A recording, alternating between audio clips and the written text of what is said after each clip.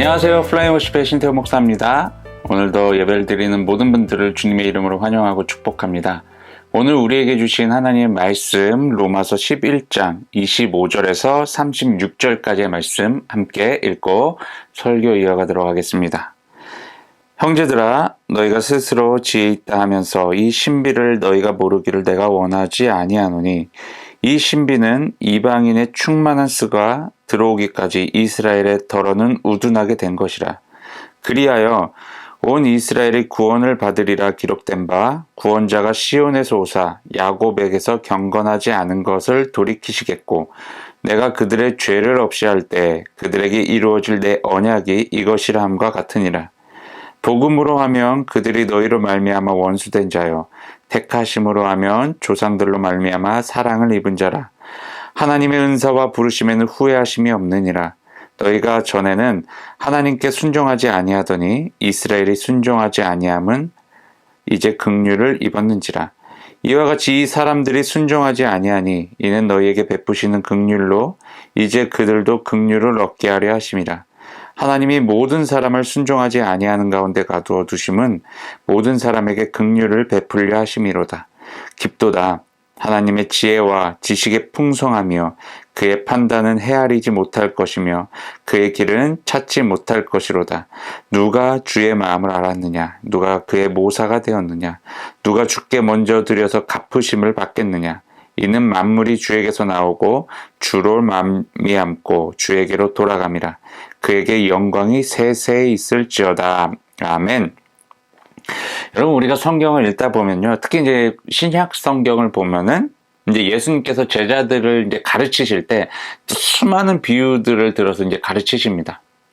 그 수많은 비유들 중에 하나를 좀 오늘 함께 다뤘으면 좋겠는데, 그것이 뭐냐면 우리가 잘 알고 있는 누가복음 16장에 나와 있는 우리가 뭐 이렇게 말을 많이 들어왔죠. 돌아온 탕자에 대한 이야기인데, 뭐 탕자에 대해서 성경에서 정확하게 뭐 명확하게 이렇게 칭해 놓은 단어는 아니에요. 탕자. 그냥 우리가 뭐 제목으로 사용하기에 붙인 하나의 그 호칭이긴 한데, 결국은 어떤 내용이냐, 집을 나갔다 돌아온 이 둘째 아들과 그리고 또 아버지 곁에서 평생을 살아온 첫째 아들을 이제 다룬 이야기예요. 그러니까 이 이야기를 예수님께서 제자들에게 이제 비유로 가르치셨는데, 그 이야기를 잠깐 살펴보면요, 어느 날 하루는 이 둘째 아들이 아버지에게 와서 이제 당당하게 걸어와가지고 이제 요구를 하는데, 어떤 요구를 하냐면 자신의 몫을 미리 달라는 거예요. 그러니까 어떤 몫이냐?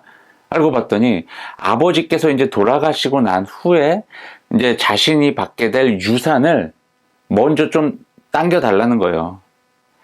그리고 아버지 입장에서 이런 요구를 하는 아들을 봤을 때 어처구니 없었겠죠.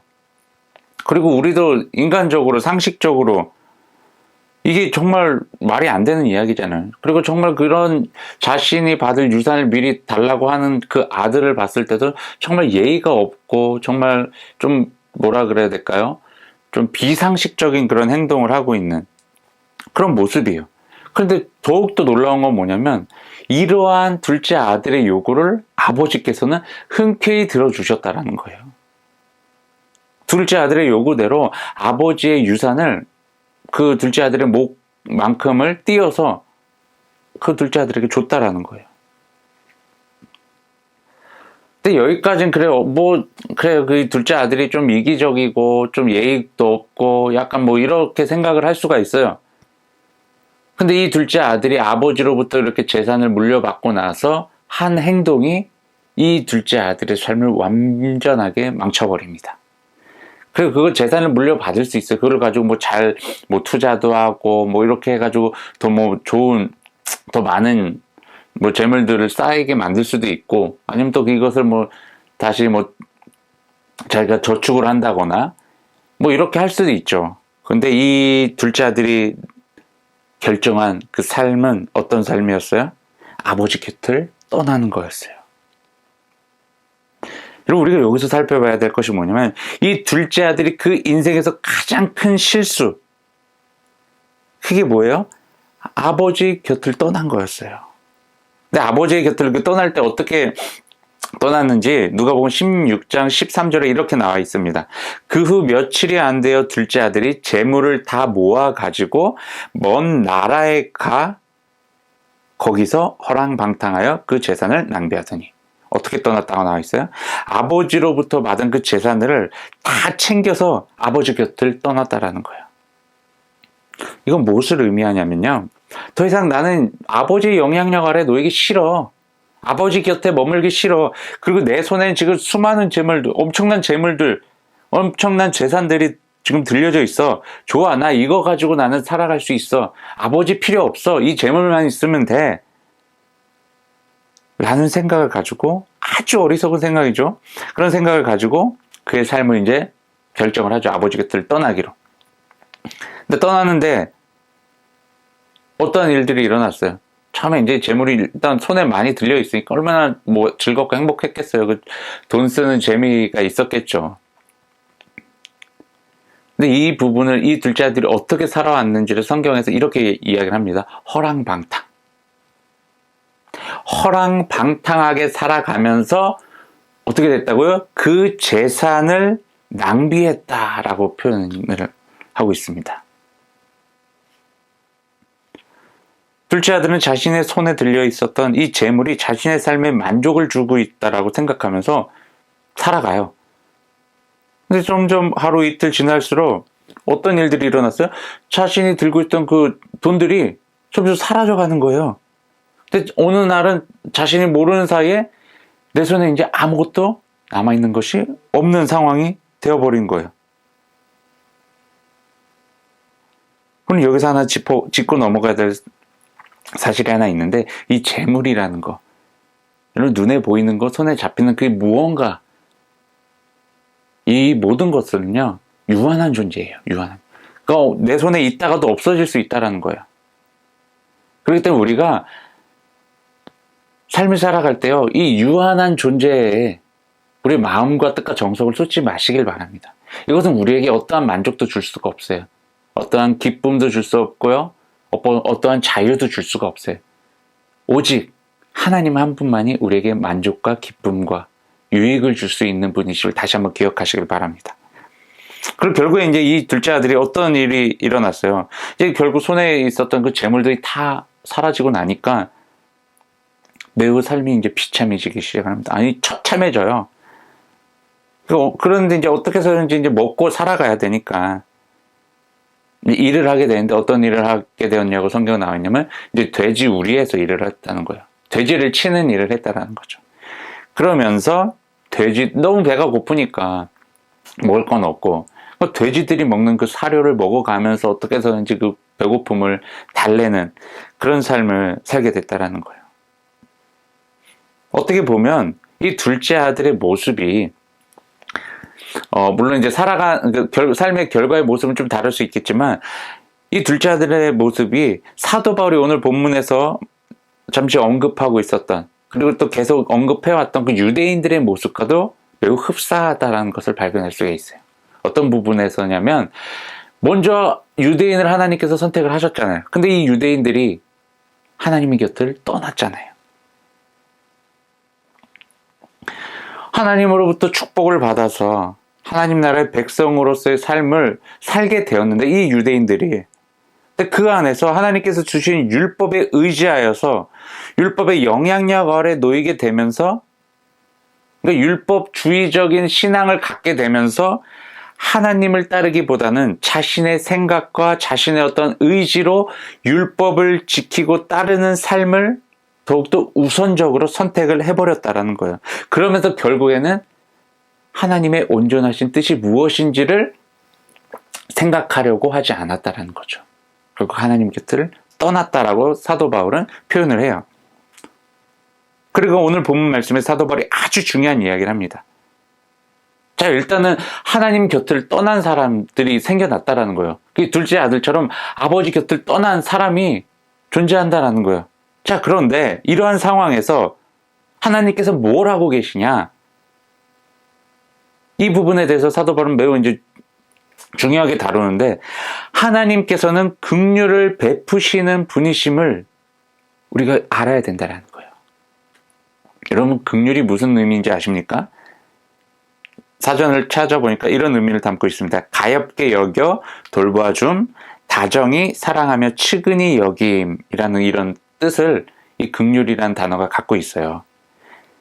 그리고 우리가 흔히 긍휼을 우리 좀 크리스천들은 좀 익숙한 단어로 이제 은혜라는 표현과도 연결을 시킬 수가 있어요.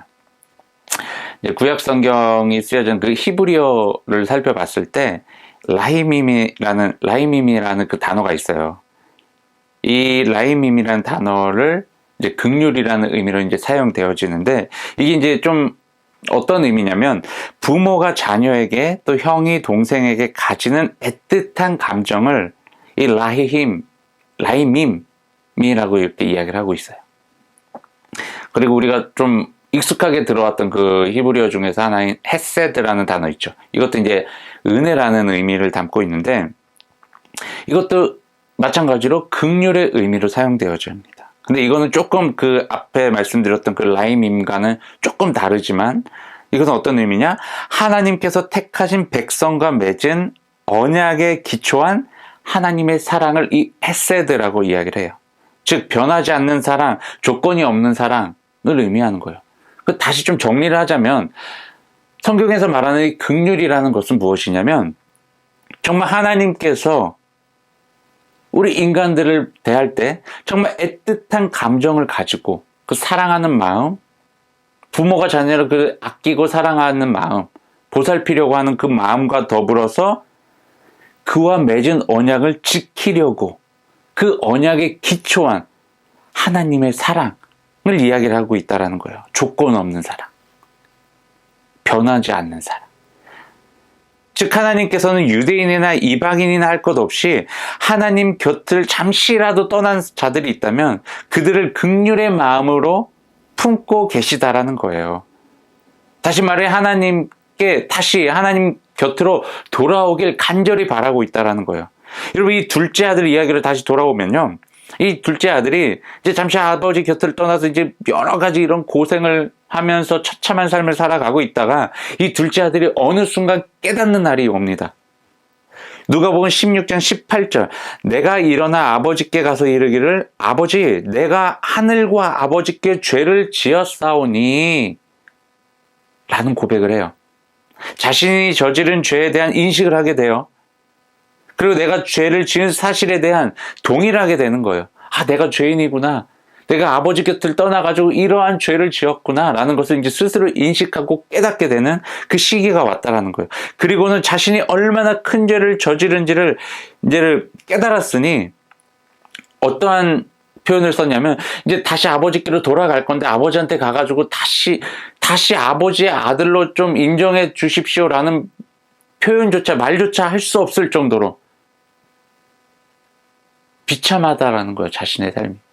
그래서 하지만 난 아버지께로 돌아가고 싶어. 그 길밖에 없어. 하지만 아버지의 아들이 될 어떤 자격이 나에겐 전혀 없음을 이제 스스로도 깨닫게 되는 거예요. 그러면서 아버지께 돌아가가지고 나는 아버지의 아들로 살아갈 자격이 더 이상 없음을 압니다. 하지만 아버지 곁에서 종이라도, 아버지의 종으로라도 좀 살게끔 도와주십시오. 허락해 주십시오라는 이야기를 드려야 되겠다라는 생각을 가지고 이제 자신이 얼마나 큰 죄를 저지른지를 깨닫고 다시 아버지 곁으로 돌아가려고 마음을 먹고 발걸음을 옮기죠. 그래서 이제 아버지의 집으로 이제 돌아가고 있는데, 여러분, 우리가 여기 이 부분에서 이 둘째 아들이 깨닫고 고백하는 이 과정 중에서 우리가 기억해야 될 게 있어요. 죄를 고백할 때는요, 여러분 절대 형식적으로 해서는 안 됩니다. 형식적으로 기도에 순서에 죄 고백이 들어가야 되기 때문에 하나님 이러한 죄를 저지른 저를 용서해 주십시오, 이런 기도가 아니에요. 회개 기도는 정말 내 자신이 죄인임을 정말 비참하게 깨닫게 되는 그런 순간에서 드리는 것이 진정한 회개의 기도예요. 그냥 두 손 모으고 눈 감고 무릎 꿇고 나서 좀 감정에 좀 휩싸여서 눈물 흘리며 하는 기도가 회개 기도가 아니라, 정말 하나님 앞에서 나는 큰 죄인이기 때문에 하나님의 자녀로서 더 이상 자격이 없는 사람입니다. 하지만 주님 곁에 머물고 싶습니다. 주님께로 돌아가고 싶습니다.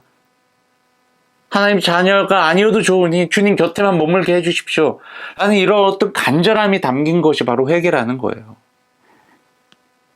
이 둘째 아들이 이런 회개의 순간이 있었어요. 그래서 결국에 이제 둘째 아들이 아버지께로 이제 돌아가는데 어떠한 일이 일어나요? 이제 아버지 집으로 이제 하면서 뭐 자신있게 돌아갔겠어요? 막 당당하게? 아니죠. 막 쭈뼛쭈뼛대고 막 약간 이제 뭐 터덜터덜 거리면서 이제 뭐 힘없이 막 돌아갔겠죠. 날 받아주지 않으면 어떡하지라는 걱정과 함께 돌아갔겠죠. 근데 이렇게 오고 있는 아들을 아버지가 먼저 발견하죠. 아버지가 발견하고 나서 어떠한 행동을 취합니까? 둘째 아들에게 그대로 달려가죠. 달려가서 그 아들을 꼭 안아줍니다.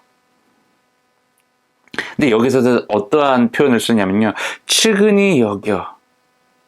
이 아버지가 아들을 딱 보고 측은히 여겨 달려갔다고 이야기를 합니다. 성경에서. 다시 말하면 긍휼한 마음을 가지고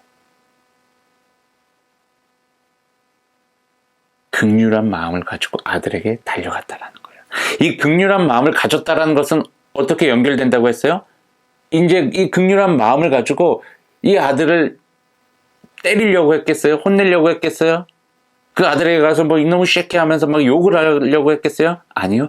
긍휼한 마음으로 이어서 어떻게 표현을 해야 되냐면 긍휼한 마음으로 은혜를 베풀기를 원하여 아들에게 달려갔다라는 거예요.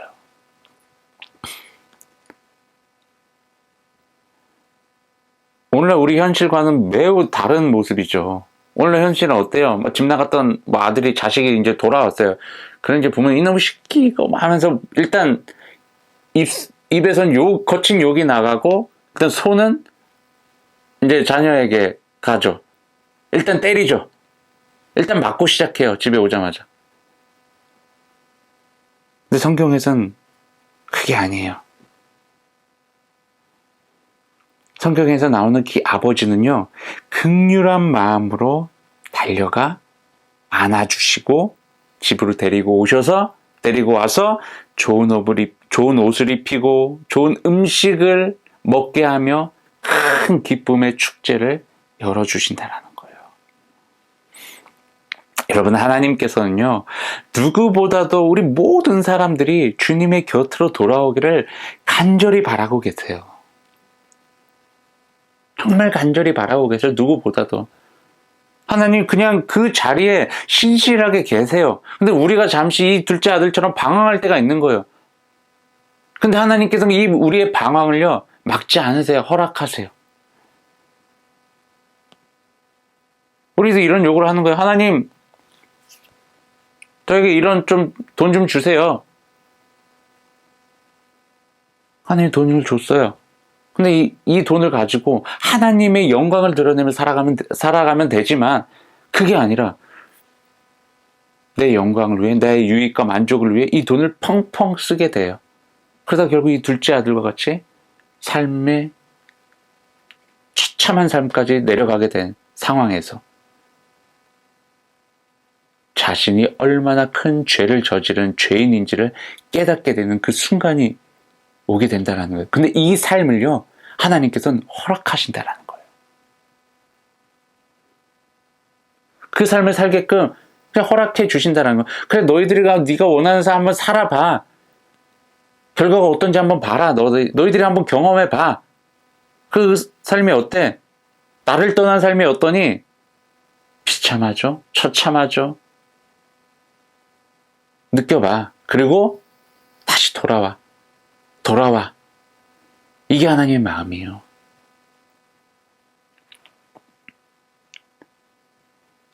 어쩌면 이런 어떤 뉘앙스로 사도 바울도 좀 이렇게 쓴 것 같아요. 오늘 보면 34, 35절을 제가 잠깐 한번 읽어드리면, 누가 주의 마음을 알았느냐? 누가 그의 모사가 되었냐? 누가 주께 먼저 드려서 갚으심을 받겠느냐? 여러분, 하나님께로 돌아가시는 것 정말 중요합니다. 아니, 이거보다 더 중요한 건 하나님 곁을 떠나지 마십시오. 만약에 잠시 떠난 분들이 계시다면 하루빨리 한시라도 급하게 돌아가십시오. 유대인이나 이방인이나 모두에게 해당되는 이야기인 것처럼 오늘날 우리에게도 하나님께서 말씀하시고자 하는 것은 절대로 하나님 곁을 떠나지 말라는 거예요.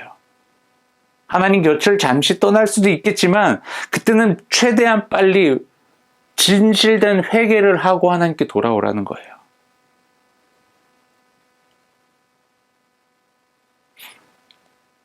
여러분, 이 하나님 곁에 머무는 것이 왜 중요하냐면요. 하나님의 일들, 그리고 하나님의 이 계획들이 나를 통해서 이루어지기 위해서는요, 나는 하나님 곁에 머물러 있어야 돼요. 내가 하나님 곁에 머물러 있지 않기 때문에 나를 통해서 어떠한 하나님의 일도 일어날 수가 없는 거예요. 여러분, 여기서 중요한 사실이 있어요.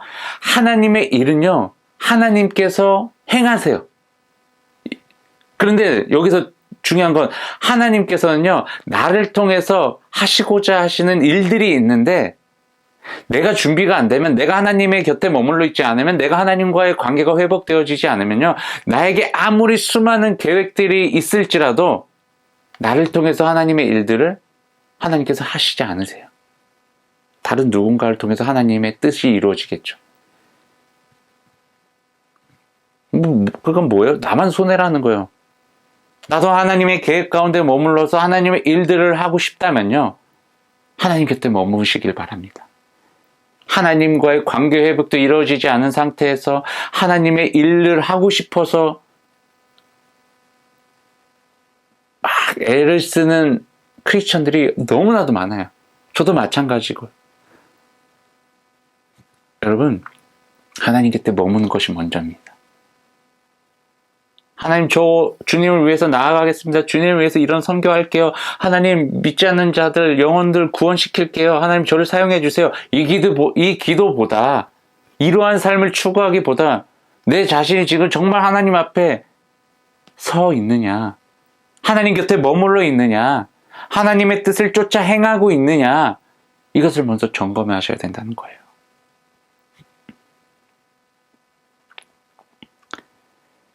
여러분, 우리는 분명한 사명이 있어요. 하나님의 은혜를 전달해야 되는 그런 사명이 있어요. 이 사명을 이루기 전에 하나님과의 회복이 우리의 삶 가운데 먼저 일어나게 되기를 주님의 이름으로 축원합니다. 기도하겠습니다. 사랑과 은혜가 충만하신 하나님, 참으로 감사합니다. 오늘도 하나님의 귀한 말씀 우리에게 들려주시고 하나님의 뜻을 다시 발견할 수 있게 도와주셔서 감사합니다. 하나님, 우리가 늘 하나님 곁에 머물러 있길 원합니다. 하지만 하나님, 우리가 잠시 방황하며 하나님 곁을 떠났을지라도 우리가 재빠르게 하나님 앞에 진실된 회개를 통해서 하나님께 다시 돌아갈 수 있도록 도와주시고 하나님의 그 긍휼하심, 하나님의 그 풍성한 은혜를 경험하며 은혜 가운데 머물며 더 나아가 이 하나님의 은혜를 흘려보낼 수 있는 하나님의 은혜의 통로의 역할을, 이 사명을 잘 감당해 나갈 수 있는 우리 모든 그리스도인들 되게 하여 주시옵소서. 주님 앞에 귀한 예물 올려드립니다. 예물이 쓰여지는 곳마다 하나님의 나라가 확장되어지게 하시고 하나님의 이름 또한 전달되어지게 하시며 하나님의 사랑 전파되어지게 하여 주시옵소서. 물질을 드린 손길을 주님께서 기억하시고 저들의 삶 가운데 하나님의 풍성한 은혜가 임하게 하시며 감사와 찬양의 고백이 끊이지 않게 하여 주시옵소서. 이제는 우리 주 예수 그리스도의 십자가의 은혜와 하나님의 넓고 크신 사랑하심과 성령님의 보호 인도 동행하심이 오늘 이 자리에서 하나님의 말씀을 듣고 하나님 곁에 머물기를 결단하고 하나님의 은혜를 받아 누리며 그 은혜를 흘려보내기로 결단한 우리 모든 그리스도인들 위해 지금으로부터 영원까지 함께하기를 간절히 축원하나이다. 아멘.